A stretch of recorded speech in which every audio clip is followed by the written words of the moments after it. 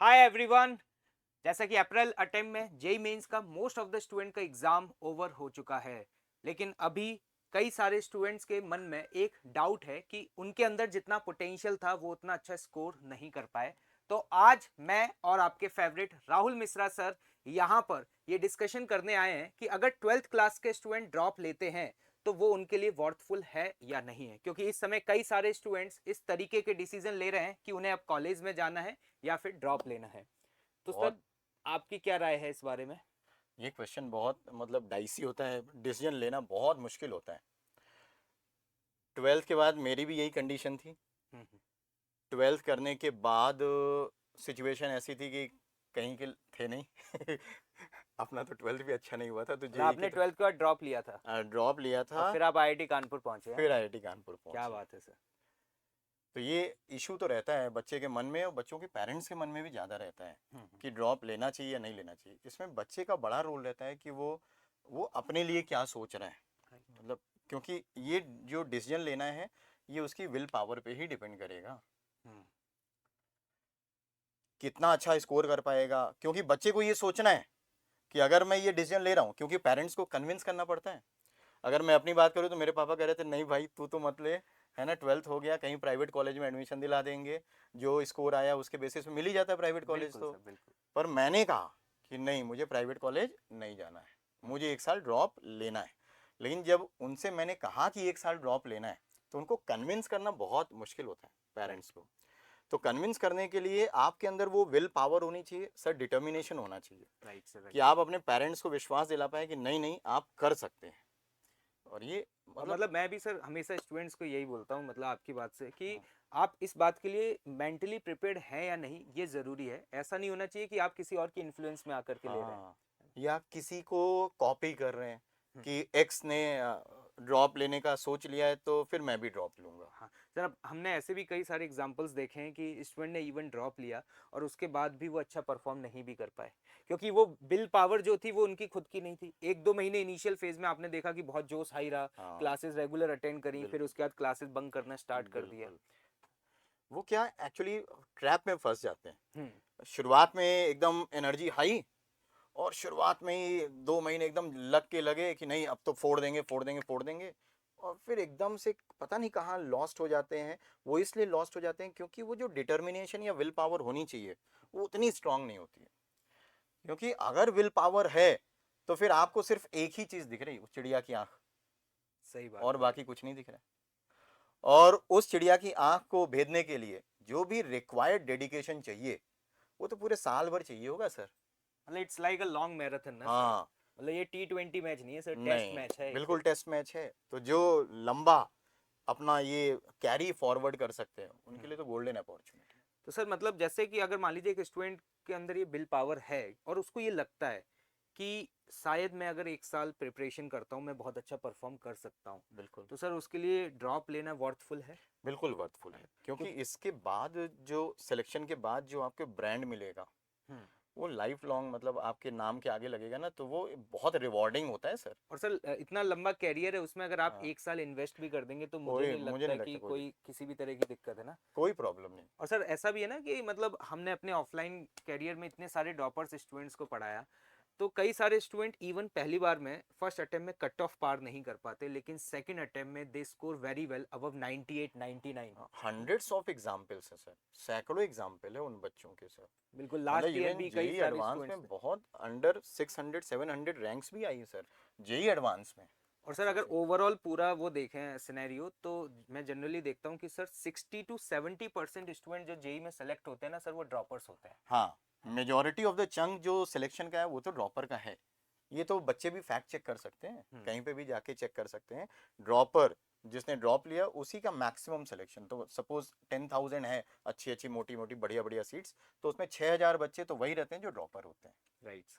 तो सर मेरा मानना ये है कि एक्चुअली में ड्रॉपर में सिलेक्शन के चांसेस बढ़ने का रीज़न ये होता है कि अगर स्टूडेंट 11 12 पढ़ा है तो उसको एक तजुर्बा हो जाता है, हाँ, उसको एक्सपीरियंस। एग्ज़ाम पैटर्न समझ में आ जाता है। बिल्कुल ठीक परफेक्ट है। बोला आपने सर, और एक्सपीरियंस काउंट्स। बिल्कुल, और सर मैच्योरिटी भी बढ़ जाती है ना। वही मैंने जैसे कहा। एक 11th क्लास का स्टूडेंट है, वो 6 महीने तक तो इस बात को लेकर के सिंसियर ही नहीं हो पाता है कि जेई एग्जाम में मुझे बहुत अच्छा स्कोर हाँ, करना वो है। 10 से अभी 11th मूव करता है तो काफी हद तक तो वो अभी जो आपने मैच्योरिटी वाली बात की वो नहीं आ पाती। फिर धीरे धीरे समझने लगता है कि कितना सीरियस बिजनेस है ये।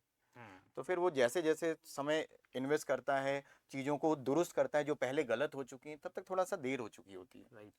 तो अब वो 12th करने के बाद जो ड्रॉप लेता है बच्चा, उसको ये सारे एक्सपीरियंसेस हो चुके हैं। तो उसको एग्जैक्टली मालूम है कि हम कहाँ गलत थे, क्या हमको सही करना है।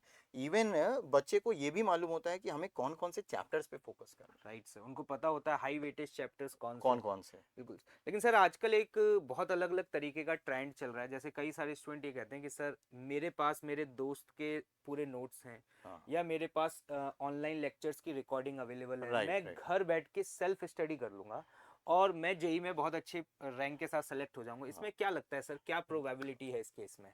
सर, मैं तो सजेस्ट कभी नहीं करूंगा मतलब इस तरह की चीज़, क्योंकि इसमें जो एक डिसिप्लिन वाला फैक्टर है हम्म। वो फिर लैक करता है। अगर आप रूम पे बैठ के पढ़ रहे हैं, आप कितने भी अपने आप को डिसिप्लिन बना लो, लेकिन जो एक ऑफलाइन क्लास में रेगुलरिटी या डिसिप्लिन के साथ बच्चे का, आप बोल सकते हैं, पार्टिसिपेशन होता है, राइट। वो रूम पे बैठ के नहीं हो सकता। मतलब जब वो क्लास में बैठा होता है तो सर एक माहौल का भी बहुत बड़ा फर्क बिल्कुल पड़ता है बिल्कुल, ना। एनवायरनमेंट ही एक्चुअली आपको पुश करता है। क्योंकि सर मैंने देखा है कि बहुत सारे ऐसे लर्नर्स जिन्होंने पहली बार में सपोज 95 या 96 परसेंटाइल स्कोर किया, बिल्कुल। लेकिन वो टॉप आईआईटीज वगैरह नहीं मिल पा रहे थे, एनआईटीज, तो उन्होंने ड्रॉप लिया। लेकिन उन्होंने सोचा कि सर मुझे तो सब कुछ आता है, हाँ, और उन्होंने सेल्फ स्टडी किया और देखा सर कि वो बहुत ज़्यादा अच्छा परफॉर्म नहीं कर नहीं पाए। कर पाए। क्योंकि मेरा मानना है कि सर आपका नॉलेज लेवल क्या है उससे ज़्यादा इंपॉर्टेंट है आपकी लाइफ में डिसिप्लिन, कंसिस्टेंसी और राइट रेगुलरली अपना होमवर्क कंप्लीट करने वाली ये जो हैबिट है, ये है या नहीं है। Right right. और सर ये तो एक ऑफलाइन क्लास में ही बेटर मिल पाती है ना। हाँ, जो माहौल की बात की ना आपने, सर माहौल बहुत कुछ सिखाता है। मतलब अगर मैं अपना पर्सनल एक्सपीरियंस शेयर करूँ, तो ऑफलाइन क्लासेस में बैठते हैं, फिर एक ग्रुप बनता है अच्छे अच्छे बच्चों का। हम लोगों का 7-8 बच्चों का ग्रुप बन गया। टेस्ट होते हैं। अब हर टेस्ट में आपस में कंपटीशन होता है। राइट। अच्छा, इस टेस्ट में मेरे दोस्त के मेरे से ज़्यादा मार्क्स है, अब अगले टेस्ट में मैं ज़्यादा मार्क्स लाऊंगा। तो और रूम पे बैठ के, चूंकि आप आइसोलेटेड हो, आप पूरी दुनिया से कट हो, आपके अगल बगल कोई भी इंटरेक्शन नहीं है, कोई भी आपके साथ इस तरह की चीज़ें नहीं जुड़ी हुई हैं, तो वो जो अपनी तैयारी को जो मेज़र करने का जो एक सेंस है वो नहीं बन पाता। राइट। इसलिए ऑफलाइन क्लासेस ही, अगर तैयारी ड्रॉप लेना है तो मेरा तो यही सजेशन है कि ऑफलाइन क्लासेस। तो सर मैं तो ये मान करके चलता हूँ कि जैसे कि फॉर एग्जांपल एक स्टूडेंट के अगर 10% चांसेस हैं सिलेक्शन के, राइट। तो मान लीजिए अगर वो सेल्फ स्टडी करता है तो 10% चांस है। अगर मान लीजिए वो किसी ऑनलाइन कोर्स को ऑप्ट करता है तो उसके 20% चांसेस हो जाएंगे। सही है। अगर हाँ, ऑनलाइन में शर्त ये है कि आपके अंदर बहुत हाई डिसिप्लिन और मोटिवेशन होना चाहिए। बिल्कुल और डेडिकेशन मेरा होना मानना है कि अगर ये होता तो शायद सर ये ड्रॉप नहीं ले रहे होते चाहिए। है हाँ, ना। ये बात भी है। लेकिन अगर ये ऑफलाइन जाते हैं तो इनके जो सिलेक्शन के चांसेस हैं वो सडन 20 से डबल होके मेरा मानना है सर 40% तक पहुंच जाते हैं। इजीली ऑफलाइन में चांसेस, मैक्सिमम सिलेक्शंस भी आप देखेंगे ऑफलाइन क्लासेस मतलब से। जितने भी अपनी टॉप रैंक्स वगैरह निकलती हैं तो मैंने देखा है कि जनरली वो ऑफलाइन से रिलेटिवली ज़्यादा ज़्यादा आती हैं। होती हैं। और सर ड्रॉपर बैचेज में सबसे ज़्यादा इंपॉर्टेंट होता है एक बहुत ही एक्सपीरियंस एजुकेटर का होना। क्योंकि बिल्कुल सर सही। 7 से 8 महीने होते हैं, पूरा सिलेबस इफेक्टिवली कंप्लीट करना होता है, कुछ इंपॉर्टेंट चैप्टर्स पे बहुत हाई फोकस करना होता है। तो मेरा मानना है कि एक बहुत ही शानदार पैनल होना जिसमें नॉट इवन किसी एक सब्जेक्ट में, फिजिक्स, केमिस्ट्री, मैथ्स में बहुत एक्सपीरियंस टीचर होने चाहिए जिनका अच्छा खासा टीचिंग एक्सपीरियंस रहा हो और जिन्होंने इस तरीके के मल्टीपल ड्रॉपर बैचेस पढ़ाए हों सर। पढ़ाए हो, क्योंकि एग्जैक्टली आपने सही बोला कि किस चैप्टर पे फोकस करना है, कितने समय में जो है सिलेबस कंप्लीट करना है, किस तरह की प्रॉब्लम्स कराना है। जैसे मैं लास्ट ईयर का एग्जांपल शेयर करूं, जेई एडवांस का पेपर हुआ, एक बच्चे ने मेरे पास मैसेज भेजा कि सर आपने जो पढ़ाया था वैसा ही एग्जैक्टली पेपर आया। तो ये एक्सपीरियंस से आता है, क्योंकि टीचर को एक्सपीरियंस है कि वो कैसे कैसे क्वेश्चंस आते रहे। तो उन क्वेश्चंस पे जब हम लोग फोकस करते हैं तो बच्चे का ओरिएंटेशन भी वैसा होता है, और वो फिर अल्टीमेटली एग्जाम में फायदा देता है। Right sir, right. तो सर मतलब हम अनअकैडमी कोटा ऑफलाइन सेंटर पर एक ड्रॉपर का बैच लॉन्च करने जा रहे हैं, तो मैं उसके बारे में इन बच्चों को बताना चाहूँगा।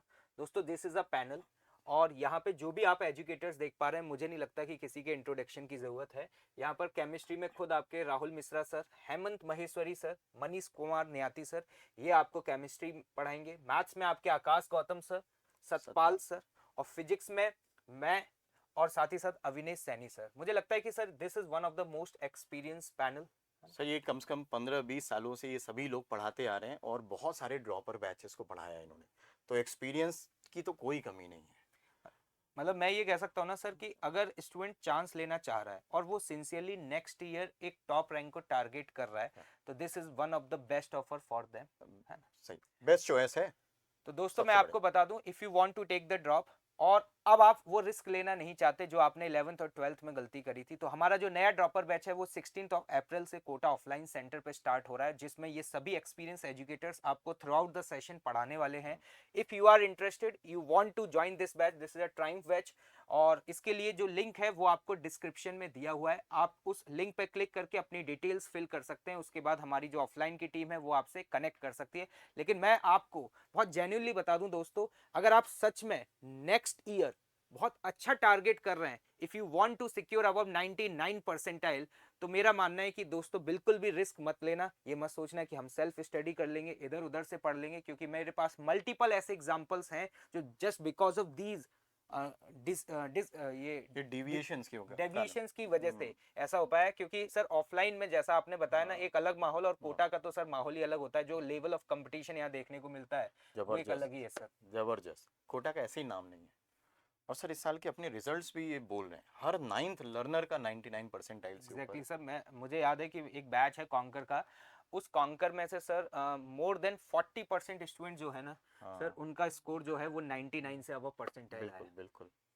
तो this is a final call from us, this batch is going to start from 16 April. अगर आप या फिर आपके फैमिली या रिलेटिव्स में से कोई भी ड्रॉप लेने का प्लान कर रहा है, तो मैं आपको कहूंगा you should join this batch. Okay, thank you, let's thank you, crack it. Let's crack it.